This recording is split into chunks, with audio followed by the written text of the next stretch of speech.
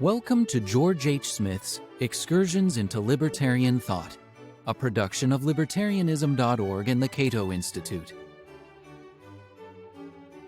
Ayn Rand on Fascism.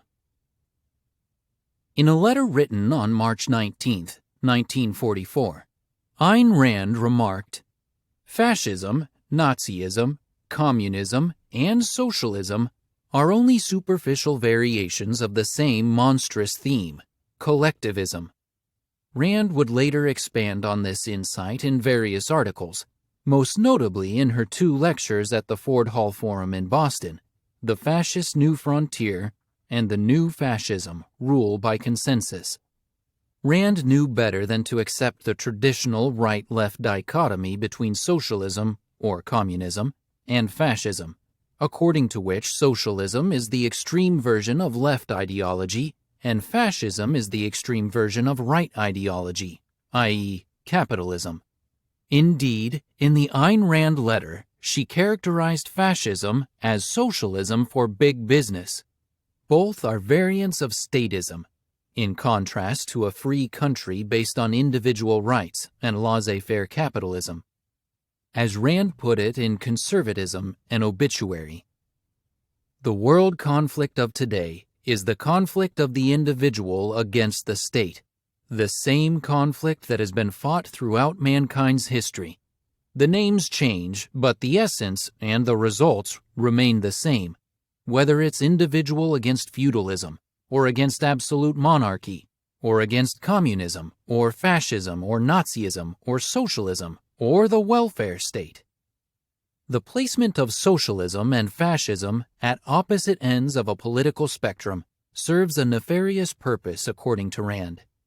It serves to buttress the case that we must avoid extremism and choose the sensible middle course of a mixed economy," quoting from Extremism or the Art of Smearing. If it were true that dictatorship is inevitable, and that fascism and communism are the two extremes at the opposite ends of our course, then what is the safest place to choose? Why the middle of the road, the safely undefined, indeterminate, mixed economy, moderate middle, with a moderate amount of government favors and special privileges to the rich, and a moderate amount of government handouts to the poor, with a moderate respect for rights and a moderate degree for brute force, with a moderate amount of freedom and a moderate amount of slavery, with a moderate degree of justice and a moderate degree of injustice, with a moderate amount of security and a moderate amount of terror, and with a moderate degree of tolerance for all, except those extremists who uphold principles, consistency, objectivity, morality, and who refuse to compromise." In both of her major articles on fascism, cited above, Rand distinguished between fascism and socialism by noting a rather technical, and ultimately inconsequential, difference in their approaches to private property. Here is the relevant passage from The New Fascism, Rule by Consensus. "Observe that both socialism and fascism involve the issue of property rights. The right to property is the right of use and disposal. Observe the difference in those two theories.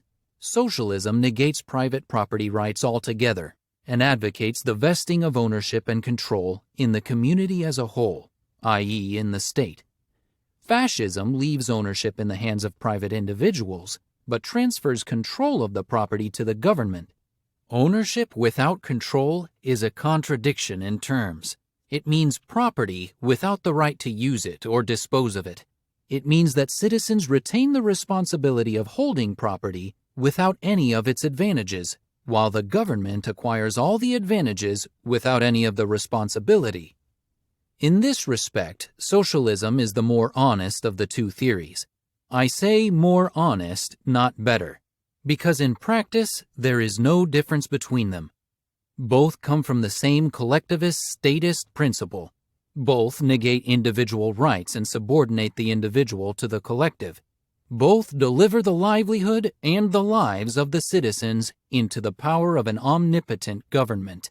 And the differences between them are only a matter of time, degree, and superficial detail, such as the choice of slogans by which the rulers delude their enslaved subjects.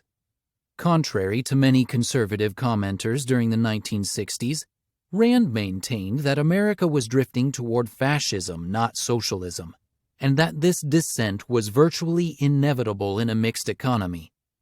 A mixed economy is an explosive, untenable mixture of two opposite elements, freedom and statism, which cannot remain stable but must ultimately go one way or the other. Economic controls generate their own problems, and with these problems come demands for additional controls. So either those controls must be abolished, or a mixed economy will eventually degenerate into a form of economic dictatorship. Rand contended that most American advocates of the welfare state are not socialists, that they never advocated or intended the socialization of private property. These welfare statists want to preserve private property while calling for greater government control over such property. But that is the fundamental characteristic of fascism.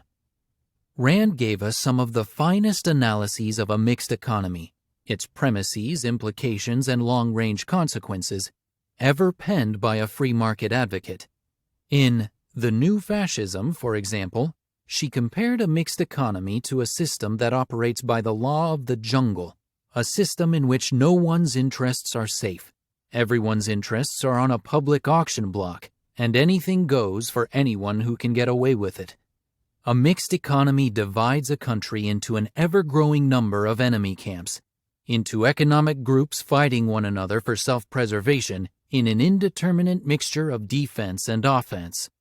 Although Rand did not evoke Thomas Hobbes in this context, it is safe to say that the economic chaos of a mixed economy resembles the Hobbesian war of all against all in a state of nature, a system in which interest groups feel the need to screw others before they get screwed themselves.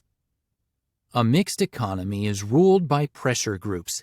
It is an amoral, institutionalized civil war of special interests and lobbies, all fighting to seize a monetary control of the legislative machinery, to extort some special privilege at one another's expense by an act of government, i.e., by force.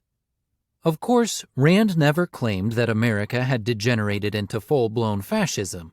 She held that freedom of speech was a bright line in this respect, but she did believe that the fundamental premise of the altruist collectivist morality, the foundation of all collectivist regimes, including fascism, was accepted and preached by modern liberals and conservatives alike. Those who mistakenly dub Rand a conservative should read Conservatism and Obituary, a scathing critique in which she accused conservative leaders of moral treason. In some respects, Rand detested modern conservatives more than she did modern liberals.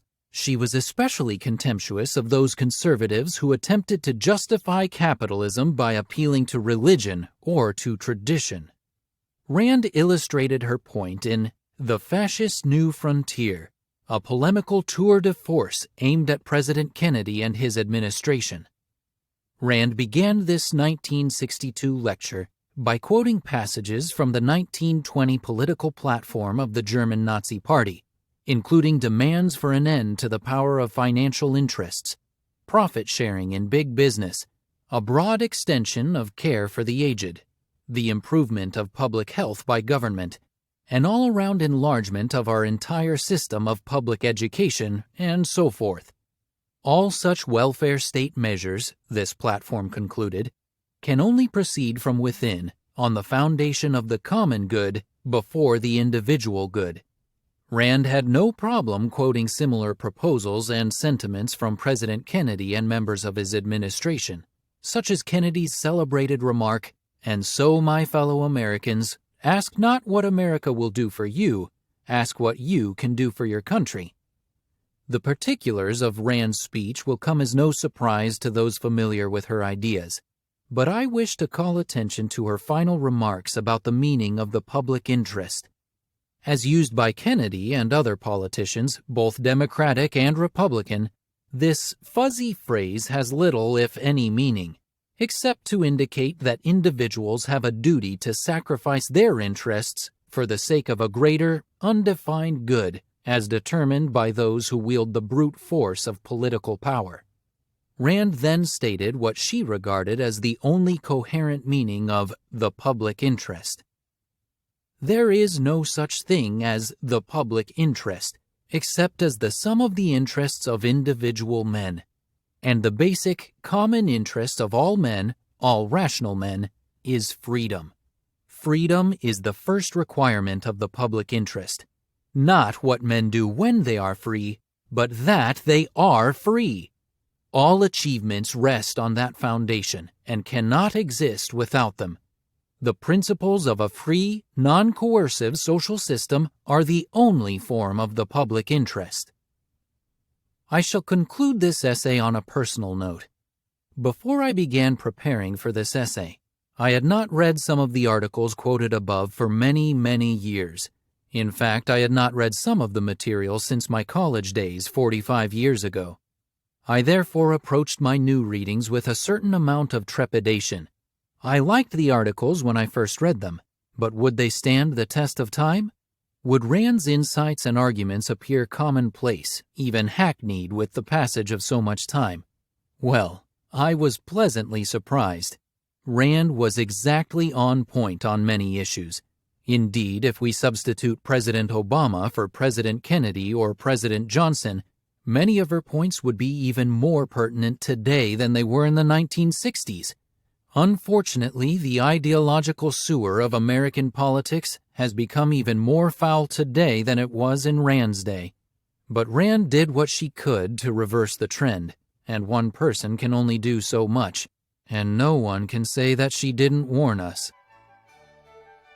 This has been Excursions into Libertarian Thought, a production of Libertarianism.org and the Cato Institute. To learn more about libertarian philosophy and history, visit www.libertarianism.org.